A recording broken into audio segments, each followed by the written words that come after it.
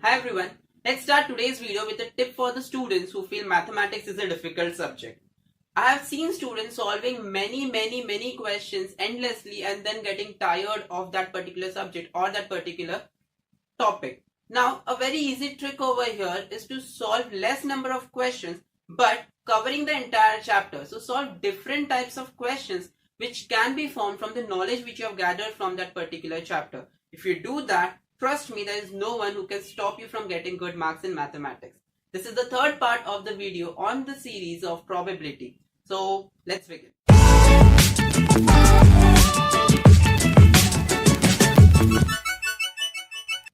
Probability is a branch of mathematics that deals with the likelihood or chances of an event to happen.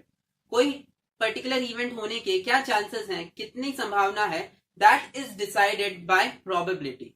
Now this branch is widely used in various fields, but it's very interesting to know that this was started in 17th century to help the gamblers. Yes. So what is the formula to calculate the probability? Probability of an event is denoted as P of E, and it is the ratio of number of elements in the event, that is n of E, upon number of sample points in the sample space, that is n of S. All these terms were discussed in our previous part. So if you haven't watched my previous videos, please go to the previous videos and get to know these terms clearly. An easier way to remember this particular formula is number of favorable outcomes upon total number of outcomes. So probability of an event can be defined as or can be denoted as number of favorable outcome. It is a ratio of number of favorable outcome to total number of outcomes. Now, in the start of the video, I told you that always deal with the different types of questions that can be asked in a chapter. So let's talk about the three basic type of questions which are popularly asked in this chapter of probability. The first one is coin toss, the second one is dice roll, and the third one is regarding the pack of cards. So let's start with the first one, the coin toss. So in the problems involving coin toss or coins toss, it can be of one of these three types. It can be a single coin, it can be double coin or two coins, or it can be three coins. In other way, it can be a single coin toss three times also, which is nothing but the same as tossing three coins simultaneously. So do not be confused among these things, okay? Now look at the first thing. This is the sample space for one single coin toss. So what are the outcomes which you can expect when one coin is tossed? You'll either get a head or you will get a tail. So the sample space has a head and a tail. Now when two coins are tossed, it might happen in the first coin you get head, second also head, first head, second tail, first tail, second head, or tails on the both faces.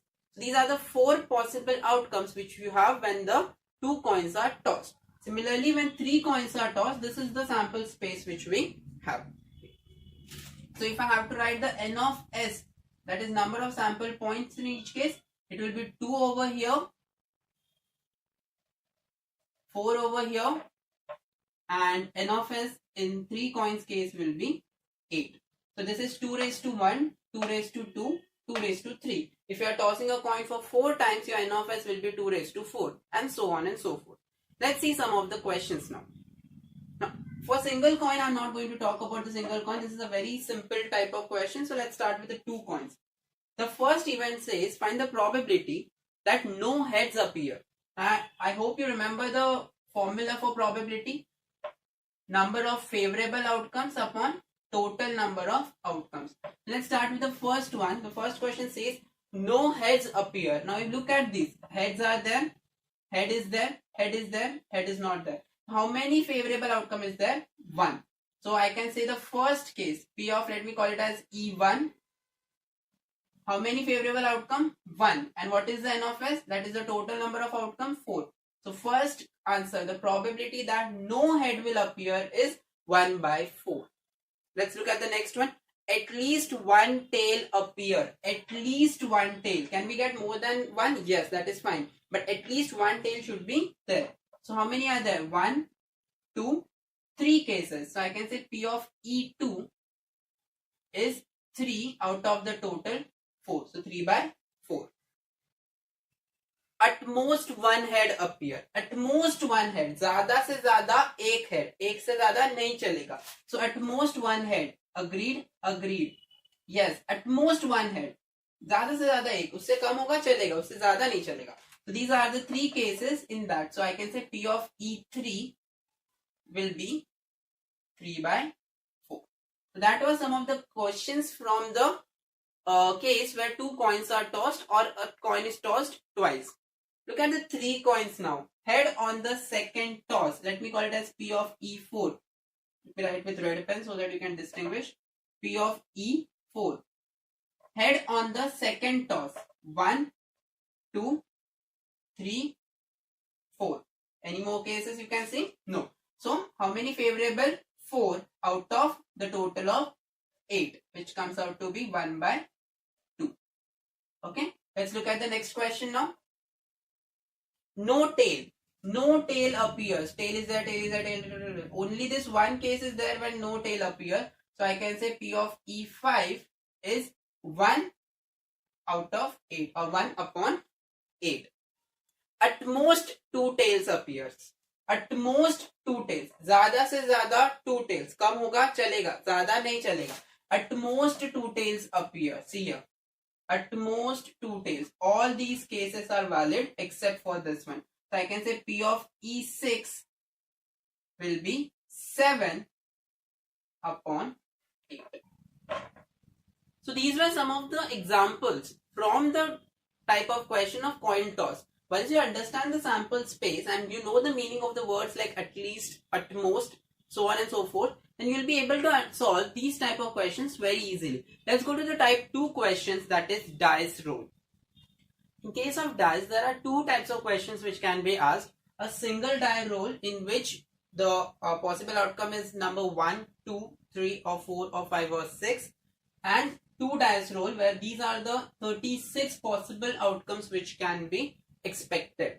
Okay, now look at the question. The first one, will not be solving question for single dice because that is very easy. We'll be solving questions from two dice. Okay, the first one is sum is divisible by 9. So let me call that as event E1. I want the sum of these numbers to be divisible by 9. Now to be divisible by 9, obviously it should have minimum value of 9 or it can be 18. Now if you look over here, the maximum sum which we can have over here is here 12. So obviously 18 is not possible. All you have got to do is you have to see the sum comes out to be 9.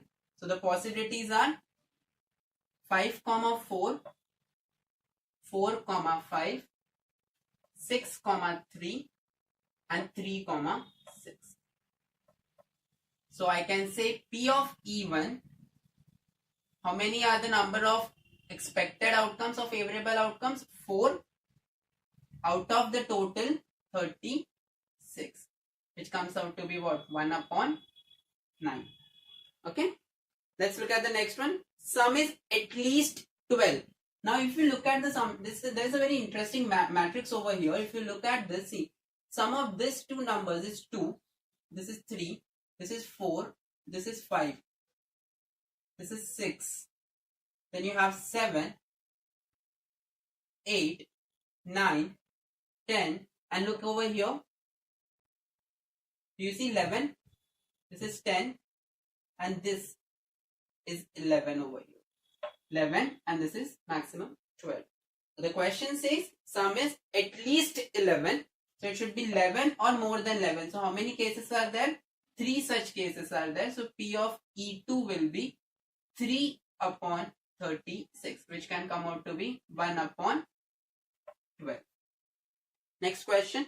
First number is greater than the second number. Look at this.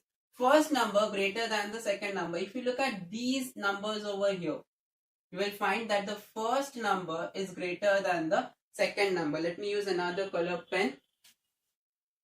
First number, if you look at this diagonal, you will find that they are equal. Everything over here is first number greater than the second number. If you count these numbers, you will get it as 15. Now, if you want to know how I know this so quickly, there is a shortcut video which I uploaded on my channel You can find the link in the description. There is a shortcut to find out. See, basically there are 15 numbers in which the first number is greater, 15 in which the second number is greater, and 6 cases when the numbers are equal. So 15 plus 15 plus 6, that comes out to be 36. Okay. So look at the video. You'll definitely love it. It is like solving probability question in 10 seconds or less, which has 2 dice involved. So for now, I know my P of E3 is how much? 15 by 36. You can say it is 5 by 12. Next question, product is 12. Now to get the product 12, which are the numbers that can give you product 12? It's very easy. You can just find out you can just factorize 12. You will get it as 2 into 3 into 2. Right? So basically if you want 12, you want these numbers. So I can say E4 will have 2 with 6. So I can say 2 comma 6 or 6 comma 2, or it will have 3 with 4. So 3 comma 4 or 4 comma 3. That's it. There is no other possibility. So I can say P of E4 is how much? 4 out of 36, which is 1 by 9. If you haven't understood this concept where I factorize it, you can just go through the numbers and you can pick these numbers. See, in school it's okay, you have that much time to solve the questions. But when you're preparing for entrance exam, you have to be quick. So this was one of the technique which you can use to be quicker to get your answers. For the card problem, we won't be writing the sample space. So you should be clear with the count and the different terms which are involved in playing cards.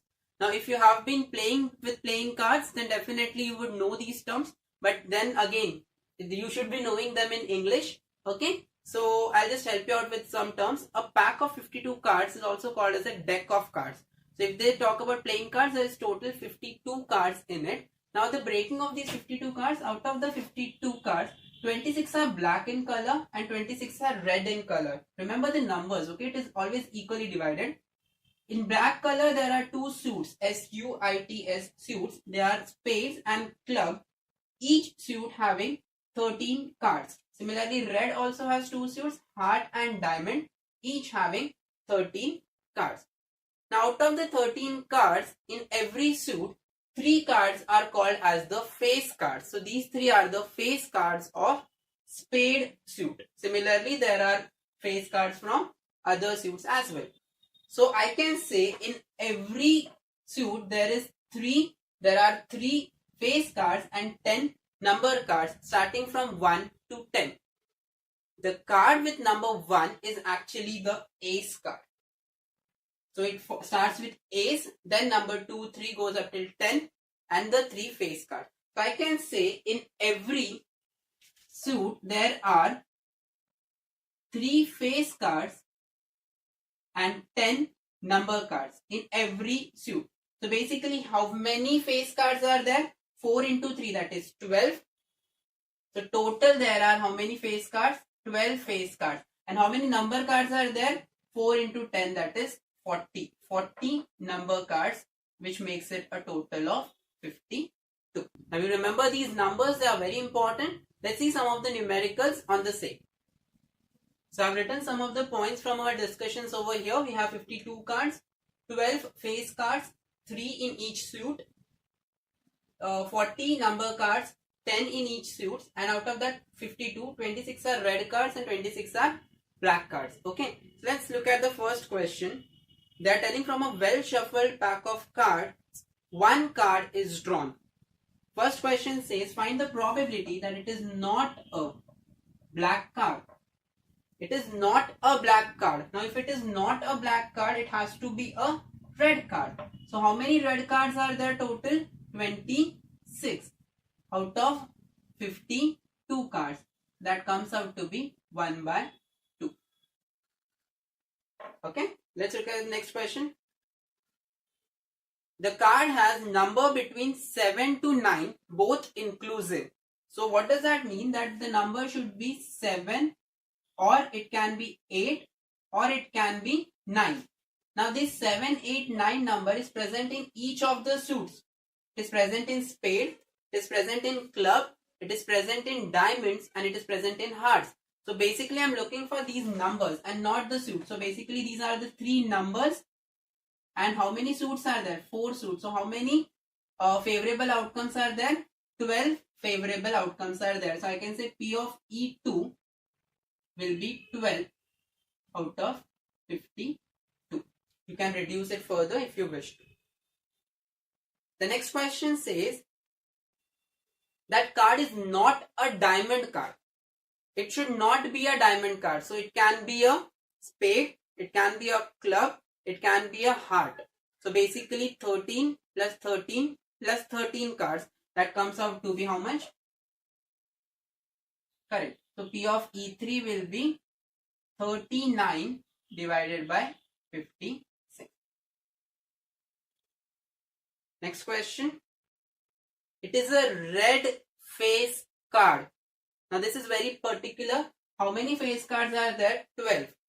But we want red face cards. Out of 12, how many are red face cards? There are 6 red face cards. King, Queen and Jack of diamonds. King, Queen and Jack of hearts. So basically, I can say there are, how many I said? 6 red face cards out of the total 52. As I said, you can reduce it further. So those are the some types of questions which can come on cards. You can Google it, or you can look at your textbook and you'll find more questions. So just try to practice these questions and if types of questions. And I hope the video which I shared today helped you. In the next video, we'll talk about some of the more advanced questions which can be asked in probability. Till then, I hope you like the video. I hope you share it. Subscribe to my channel and I'll see you in my next video. Thank you so much. Ready? 1, 2.